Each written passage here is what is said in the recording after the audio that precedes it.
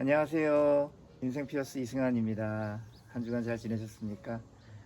오늘도 날씨가 좋은 곳에서 여러분들과 함께 좋은 영상으로 만나 뵙게 된 것 감사하게 생각합니다. 한 주간은 별거 없으셨죠?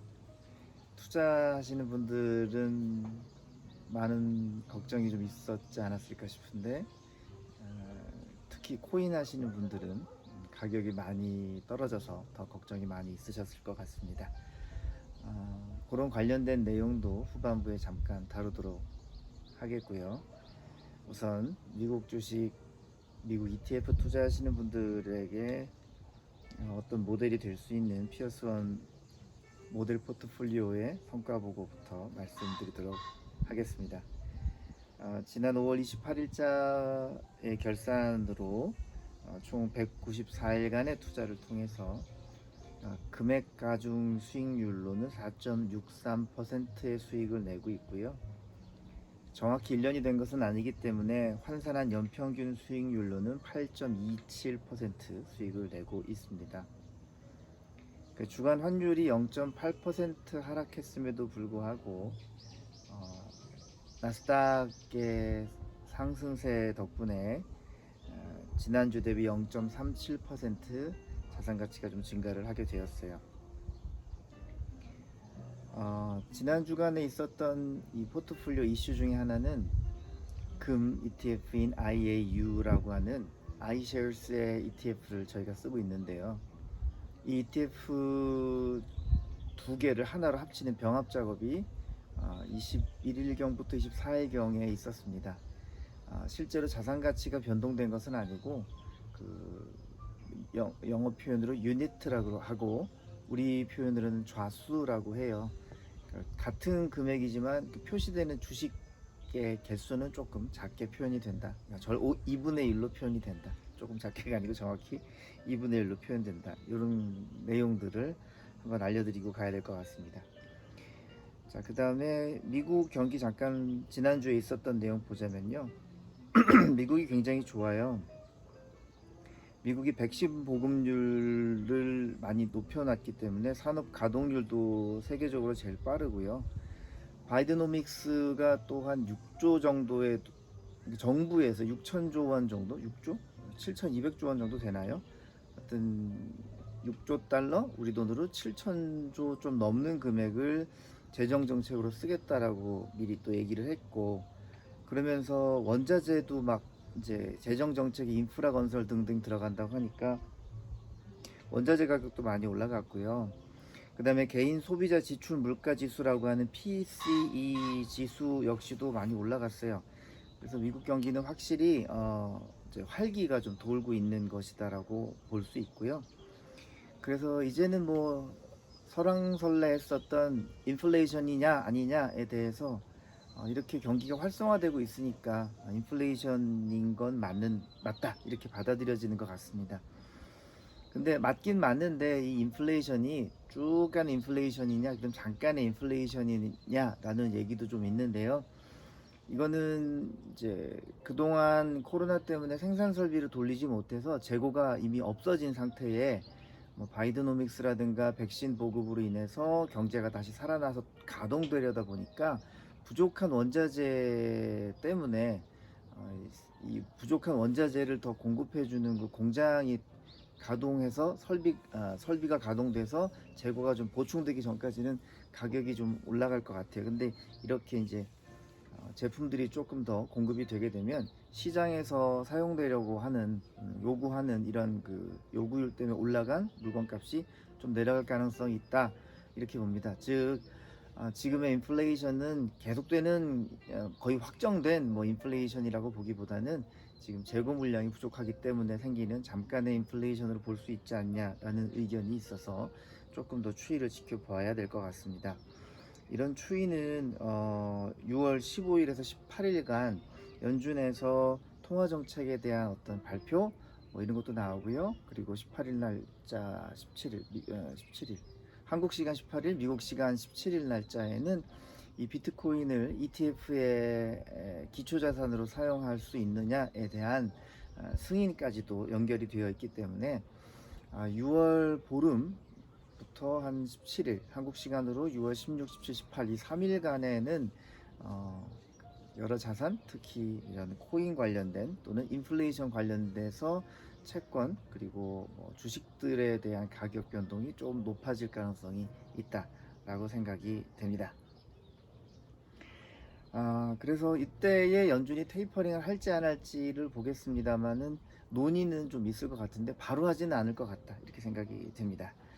자, 그러면은 이 방금 언급했었던 내용 중에서요, 이제 미국 시간 6월 17일 그리고 한국 시간 6월 18일에 해당되는 시점에 연준이 이야기하는 그 비트코인 관련 ETF 이런 내용과 좀 확장해서 달러는 어떻게 되느냐 이런 내용들을 좀 가지고 조금 더 이야기를 이제 나눠보도록 하겠습니다. 비트코인은 2008년 금융위기 이후로 사토시 나카모토라는 사람이 자꾸 찍어내는 달러가 무슨 의미가 있냐, 가치가 지켜진다고 볼 수 없다, 불안하니까 정부가 주관하지 말고 민간이 서로 협의해서 같이 공동으로 소유한 민간의 자산으로서의 화폐가 필요하다, 이런 내용으로 비트코인이 이제 시장에 나타나게 됐죠. 그게 또 아주 말이 안 되지 않는 것이 2008년 즈음이면 지금으로부터 5년 정도, 16년 정도 전이잖아요. 그러면은 그때쯤이라는 건 달러가 기축통화의 자리를 차지한 지 한 80년, 85년 요쯤 되는 시점이란 말이죠. 그러면 이 기축통화로서의 달러가 정말 문제가 좀 있을까? 특히 연준도 돈을 무지하게 찍어냈고요. 그 다음에 연준이 그만 찍으려고 할 타이밍엔 바톤을 터치해서 미국의 정부에서 또 채권을 찍어낸다, 이렇게 이제 달러가 계속 풀려나가는 거죠. 우리의 상식으로는 그렇습니다. 세상에 물건이 흔해지면 값이 떨어지듯이 우리나라에 달러가 흔해지면 달러 값이 떨어지는 것이고, 우리나라의 원화가 귀해지면 원화 값이 올라가는 것이고, 이렇게 다들 이해하시잖아요. 자, 그러다 보니까 이 달러가 앞으로도 기축통화의 지위를 유지할 것이냐, 연준이 돈을 계속 찍어내고 있는 상황에 달러가 많이 풀리는 상황에 기축통화의 위치를 유지하는 것이 좀 어렵지 않겠느냐, 이런 의견을 또는 질문을 갖는 것은 너무 당연한 것 같습니다. 자, 근데 이제 서강대 교수님이신데 갑자기 성함은 안 떠오르는데요. 그 교수님이 이렇게 글로벌로 있었던 여러 기축통화의 역사들을 이렇게 그림으로 올려놓으신 게 있는데, 제가 요거 영상 밑에 링크 또는 혹시 편집을 하게 되면 그림을 좀 넣어보도록 할 건데요. 이 기축통화가 100년, 즉 한 세기를 넘어서 쭉 연장되어서 유지되었던 적은 없었어요. 그러니까 그러한 추세, 옛날에 영국 파운드도 그랬고, 그 전에 포르투갈 돈도 그랬었고, 그 전에 바빌론 돈도 그랬고, 어쨌든 기축통화는 한 100년 이상 가지 못한다, 이런 과거의 패턴들이 지금 시대에도 반복되지 않겠느냐, 이런 의견들이 있는데요. 이 의견에 대해서 이 자본주의를 극강으로 발전시켜 온 나라인 미국이 공부를 안 했을까, 준비를 안 했을까, 이런 생각을 또 해보게 됩니다. 그래서 달러가 좀 있으면 힘이 약해진다, 이걸 알고 있는데 가만히 있을까요? 달러 버전 2를 준비하지 않겠느냐. 나라면 그렇게 할 것 같아요. 여러분들도 권한이 있고 시장을 장악하고 있는데 오프라인에서 가게를 내셔서 가게가 잘 운영되고 있는데 옆에 비슷한 점포들이 많이 늘어나요. 그러면은 사람들이 걱정하겠죠. 야, 저기 점포들이 많아져서 저기 원조 족발집 저기 이제 매출 좀 타격 입지 않겠느냐 라고 얘기를 하겠지만, 그렇지 않다는 거죠. 원조 족발집 옆에 다른 족발집이 들었으면 그 거리가 족발골목, 먹자골목이 되면서 고객 유입률이 더 많아져요. 그래서 모든 이익을 원조 족발집에 가져가지 못해도 다른 족발집, 유사 족발집과 함께 이익을 나눠 먹으면서도 원조 족발집은 그 나름대로의 브랜드와 인지도, 그쵸? 그리고 옆집 왔다가 또 못 온 사람들이 들어오는 이런 일들이 이제 생기게 됩니다. 그 다음에 무슨 일이 생겨요? 싸가는 포장 손님들이 또 많이 생겨요. 그러면서 온라인 샵을 열게 되죠. 그래서 물리적인 규모의 족발집이 이제는 전국을 대상으로 하는 온라인 규모의 족발집으로 변합니다. 이 말씀을 드린 것은 달러도 마찬가지라는 거죠. 달러도 미국 내에만 있었는데 미국과 함께 기축통화 얼라이언스, 같이 통화를 쓰는 나라들이 있었죠. EU도 있었고 뭐 일본도 있었고 뭐 호주나 뉴질랜드나 이렇게 해서 달러 집합체, 연합체가 있었어요. 근데 이 달러 연합체들이 힘을 가지고 달러를 쓰다 보니까 우리도 달러 좀 같이 가지고 있는 게 좋겠다 해서 한국, 뭐 터키, 뭐 전 세계 모든 나라들, 사우디아라비아 이런 나라들이 다 달러를 자기네 중앙은행에 막 쌓아놓는 작업을 하게 된 거죠. 그래서 달러는 이제는 모두가 쓰는 화폐가 된 거예요. 자, 모두가 쓰는 화폐가 되고 나니까 달러의 인기는 계속 더 올라가게 됐고요. 올라가게 된 달러의 인기가 이제는 온라인으로 올라가게 된 거죠. 그래서 이게 뭐예요? 지난주에 말씀드렸었던 그 제롬 파월 의장도 이야기했던 Central Bank Cryptocurrency CBDC의 출현을 맞이하게 되는 거죠. 그래서 이제는 한 나라의 종이로 주고받는 달러가 아니고 그냥 바로 디지털 월렛, 마치 비트코인으로 돈 주고받듯이 우리가 그 카카오페이로 돈 주고받듯이 미국 달러도 그러한 달러 지갑을 가진 사람들에게 바로 꽂힐 수 있게 준비해준다. 이게 디지털 달러이고 연준이 준비하는 CBDC에 대한 이야기인 거죠. 자, 그래서 미국은 분명히 제가 인지하기는 종이돈 달러의 기축 패권을 더욱 확장시켜서 디지털 달러도 넘버원 통화가 되는, 그래서 원조 족발집이 온라인에서도 짱 먹었던 것처럼 원조 기축 통화가 이제는 글로벌로도 온라인으로도 기축 통화 짱 먹는 작업을 착착 진행하고 있다. 저는 이렇게 확실하게 보고 있습니다. 사실 미국이 달러를 기축 통화로 만들었었을 그 당시의 시점을 가서 좀 생각을 해보면 2차 대전 이후로 유럽이 엄청 초토화가 됐고요. 사실 2차 대전 후반부에는 경제를 꾸려나가는 나라들은 유럽이 중심이었는데 거기 전쟁이 나버리니까 세계 경제가 안 돌아가는 상황이 된 거죠. 지금은 미국이 그런 역할을 하고 있죠. 자, 근데 다시 그 얘기 하던 거 이어가자면 미국은 유럽과는 동떨어져 있으면서 전쟁의 피해를 직접적으로 받지 않았어요. 그 나라는 공격을 오는 나라가 아무도 없었죠. 물론 일본이 공격을 갔지만 본토에서 한참 떨어진 섬 하와이의 진주만을 때린 거 정도가 전부였고요. 그 이후로는 미국 본토 또는 미국령에서의 전쟁은 거의 없었다라고 볼 수준이었습니다. 그래서 미국은 그 당시 가장 돈이 많고 가장 건강한 나라였던 거죠. 그래서 세계 경제의 중심이었었던 그 유럽이 누구한테 돈을 빌릴 수 있느냐 하면 미국에게 돈을 빌릴 수가 있었던 상황이에요. 그래서 미국에게 돈을 빌리면 미국 돈인 달러를 빌려가게 되죠. 원래는 미국 입장에서는 달러 빌려가고 다른 걸로 받아도 되는데 그냥 달러로 갚으세요 라고 얘기를 해서 달러를 갚으려면 유럽에서는 자기네가 물건을 팔고 뭐 파운드로 받거나 뭐 스위스 프랑으로 받거나 독일 마르크화로 받아야 되는데 그렇게 하지 않고 그냥 달러로 주세요라고 하면서 자기네 나라에 물건 주고 달러를 가져가게 됐죠. 유럽 내에 자기네 각국의 통화와 더불어 달러가 속속들이 쌓이게 된 거예요. 달러의 유통량이 굉장히 많이 증가하게 된 거죠. 그래서 미국은 2차 세계대전이라는 경제 패권이 돌아왔을 때, 그들에게 돌아왔을 때 그때 기축통화를 유지했습니다. 그럼 지금 상황은 어떤가요? 지금 코로나 때문에 많은 사람들이 죽고 또 2차 세계대전 못지않은 경제 마비 상황을 겪었죠.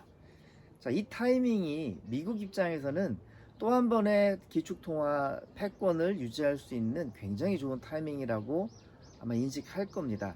그래서 이번 코로나는 2차 세계대전 이후에 2차 세계대전과 거의 맞먹는 경제적인 이슈를 발생시켰다라고 볼 수 있고, 그래서 미국은 이 상황을 통해서 CBDC 기축통화 만들기를 더욱 확실하게 잡고 가지 않겠는가, 이런 생각을 하게 됩니다. 보니까 뭐 미국은 경제력, 군사력은 뭐 원래 되게 좋았고, 인구도 가장 뭐 지금 안정적으로 증가하고 있고, 특히 그 우리나라 같은 경우는 이제 어린이, 젊은이들이 적은 숫자잖아요. 피라미드가 이제 역삼각형이 되는데, 미국은 일할 수 있는 인구들을 이렇게 중간층이 되게 튼튼해요. 그 층이 좀 부족해지면 이민을 받아서라도 일할 수 있는, 즉 생산 가능 인구의 비를 꾸준히 유지하고 있는 상황입니다. 그리고 이 인구가 일할 수 있게 지금 백신도 제일 많이 맞은 상태이죠. 그래서 경제도 가장 활성화되는 상황이고, 그런 나라, 외국 나가에 있었던 애플도 공장 가지고 들어와라라고 하고 있고, 심지어는 미국 기업이 아닌 한국 기업들, 삼성전자나 LG, 뭐 SK 배터리들도 미국에 공장 지어라라고 해서 트럼프 때부터 있었던 리쇼어링이 바이든 때는 더욱 강력해지고 체계화되어져 가고 있는 상황인 거죠. 그래서 미국은 지금 코로나의 상황을 이용해서 기축통화를 더욱 강력하게 하고 있다. 이 얘기를 하나 드리고 싶었고요. 두 번째, 좀 미스터리 같은 거 있죠. 달러가 흔해지는데 달러 가격이 왜 안 떨어지느냐, 이제 이런 게 있습니다. 이것도 한번 얘기를 해보자면, 이 달러라는 건 되게 웃기는 게, 아까 유럽에서 미국으로 물건을 수출한다면 달러를 받는다라고 얘기 드렸었잖아요. 미국서 달러가 가는데, 그러면 달러가 이 유럽에 많아지면, 또 이게 한국일 수도 있죠. 한국에 수출이 잘 돼서 달러가 많이 들어오면 달러 가격이 떨어집니다. 원달러 환율이 떨어지는 거죠. 유럽 같은 경우는 유로 달러 환율이 떨어지는 거예요. 달러가 흔해졌다, 이렇게 되는 겁니다. 그런데 달러가 흔해지니까 무슨 일이 생기냐, 미국 경제가 와당탕 자빠졌던 게 2008년이죠. 달러가 흔해진 건 좋은데, 달러를 가지고 있던 사람들이 미국 경제가 살아나질 않아서는 이 달러의 가치를 쓸 수 없으니, 달러를 살리기 위해 미국의 정책, 즉 채권을 발행하는 걸 사줘야 돼요. 강제로. 그러다 보니까 미국의 경기가 다시 살아나요. 그래서 이때 미국이 발생시켰었던 부채, 빚, 이게 어디로 갔냐? 전 세계로 다 퍼져나간 거예요. 그러다 보니까, 자, 이 퍼져나간 나라, 이쪽 입장에서 볼게요. 없어도 되는 빚이 이만큼 들어왔잖아요. 그럼 이 빚을 이겨내려면 돈을 벌어야 되겠죠. 돈을 벌어야 되니까 미국의 수출을 많이 해서 달러를 많이 가져와서 이 빚을 갚는 데 쓰는 거예요. 나라가 잘 사는 게 아니고 빚을 갚는 데에 그 수익을 많이 소비하게 된다는 거죠.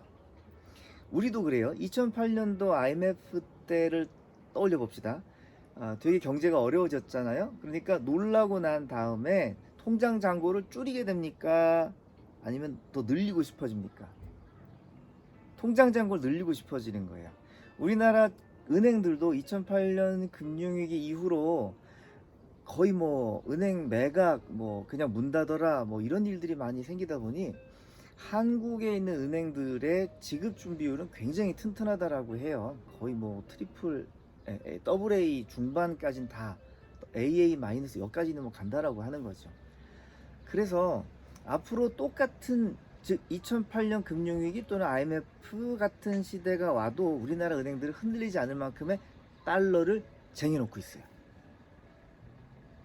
이게 함정인 거죠. 즉 미국이 어려워진다라고 하면, 미국이 어려워질 것 같아지면 다른 개인이든 기업이든 정부든 달러를 많이 가지고 있어야 이 어려움을 이겨낼 수 있다는 거예요. 그래서 미국 경제가 어려워지고 미국이 달러를 많이 풀수록, 야, 달러 위험해질 수 있으니까 달러만이 쟁여놔. 그래서 미국의 달러가 일로 다 넘어갑니다.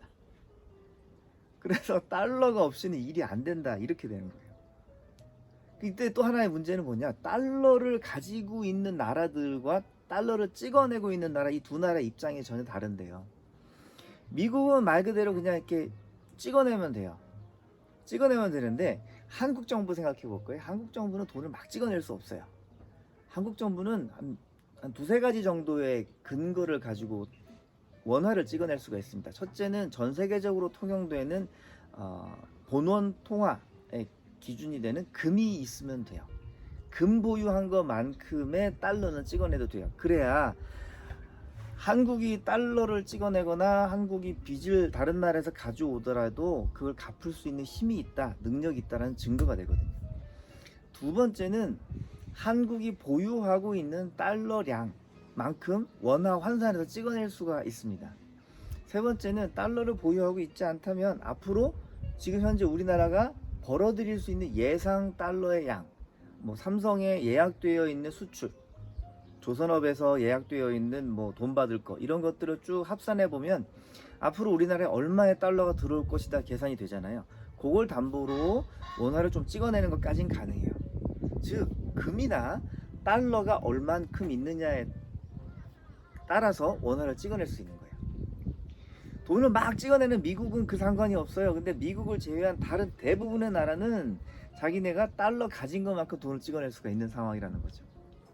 그래서 달러를 많이 풀면 달러 값이 떨어지는 게 아니고, 달러를 많이 풀면 다른 나라도 달러를 같이 풀어야 돼요.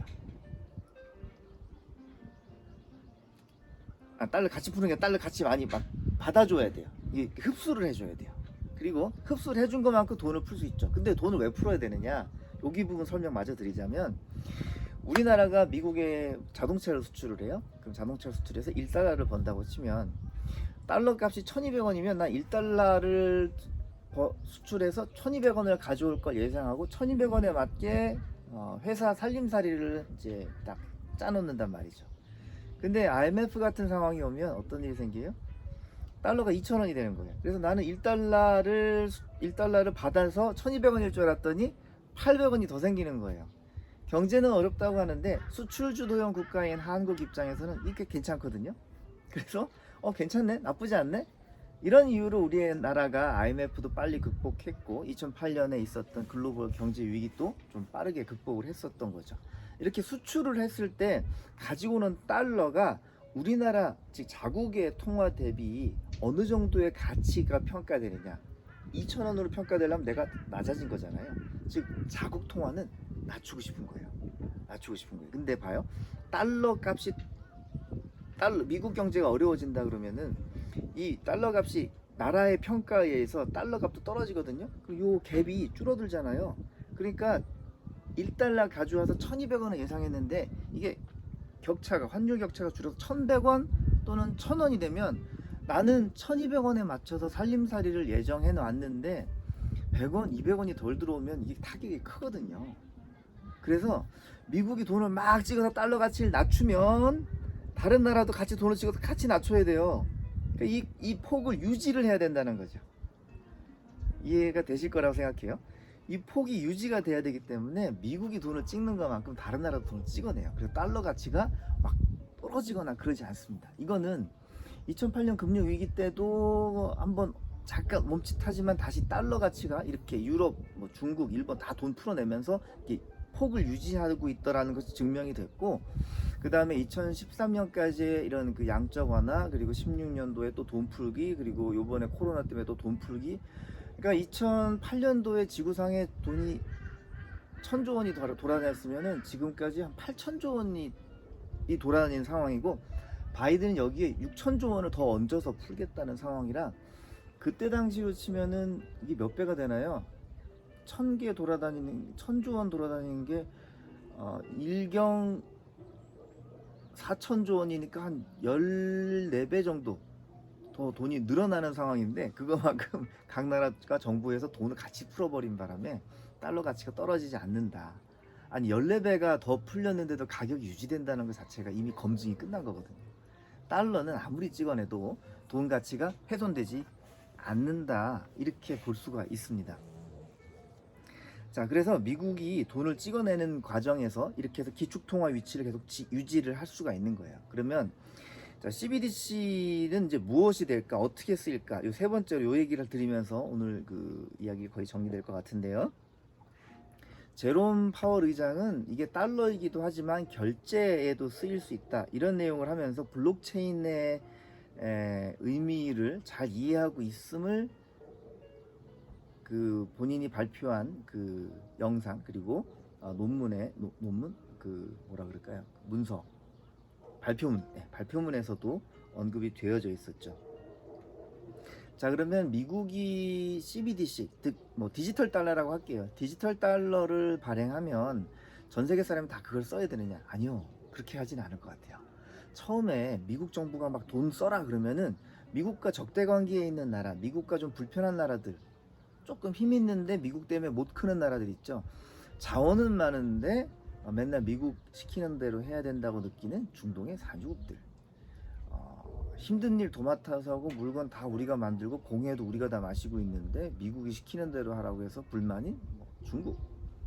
사실 기술력도 그렇고 열심히 살아서 미국을 공격할 만큼 능력이 대단히 출중했었던 신기한 나라 일본.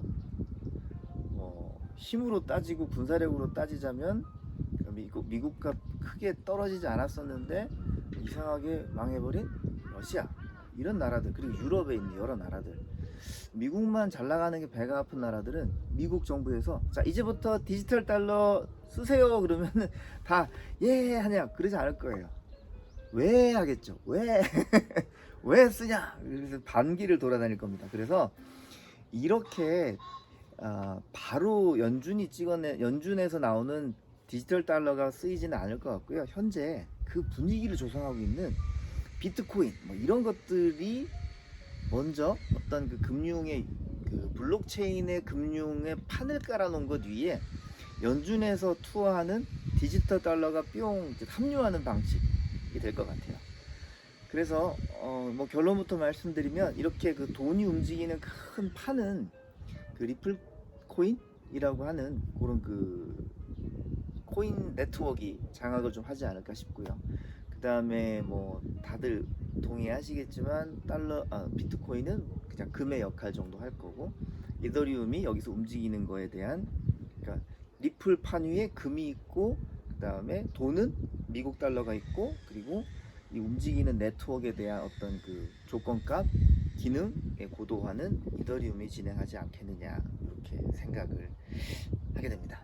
자, 그럼 CBDC가 들어오면, 디지털 달러가 들어오면 뭐가 좋냐? 디지털 달러는 결국 코인 팔아 달러로 나가게 되겠죠. 코인 팔아 달러로 나갈 때 무슨 코인 팔았느냐는 정보는 거래소에 남아요. 거래소에서는 얼마의 디지털 달러로 바꿔갔느냐가 나오는데, 이 디지털 달러가 블록체인이잖아요. 여기 저라고 하는 사람을 예를 들어서 제가 얼마의 비트코인을 달러로 바꿨는지 정보가 여기 담길 거예요. 여기에 다 담겨서 뭐에 쓰이느냐? 세금 거는 데 쓰일 것 같아요. 자동정산 과세 시스템. 이거 되면은 정부에서는 얼마나 신나겠습니까? 과세율만 그냥 입력만 해두면 나라로 돈이 쭉쭉 들어오는 거죠. 세금 빼나가기는 되게 어려울 것 같다, 이런 생각이 듭니다. 자, 그래서 이런 일들은 2023년 정도까지면 거의 뭐 공식화 될 것 같고요. 2025년 정도쯤 되면은 뭐 이거 외에는 다른 통화, 결제, 금융, 화폐 이런 것들, 그러니까 이런 통제가 완벽히 이루어지는 금융 시스템 외에는 뭐 다른 것이 있긴 어렵지 않을까, 이렇게 생각을 합니다. 이렇게 해서 개인적인 의견과 개인적인 지식을 담아서 얘기를 드렸고요. 자, 정리해보면 달러는 기축통화의 자리를 계속 유지할 것이다. 두 번째, 달러는 풀어도 기축통화 자리를 유지할 것이다. 세 번째, CBDC로 그 자리를 공고히 할 것이다. 이게 제가 여러분들에게 드리고 싶었던 얘기고요. 이 미국은 경제도 좋고요, 통화도 강력하고요, 군사력도 좋고, 뭐 이래서 미국을 이길 만한 대안이 현재는 없다라고 보는 게 제 의견입니다. 그래서 미국 주식 투자, 미국 ETF 투자하는 피어스원 포트폴리오 관심 있게 계속 지켜봐 주시면 감사하겠고요.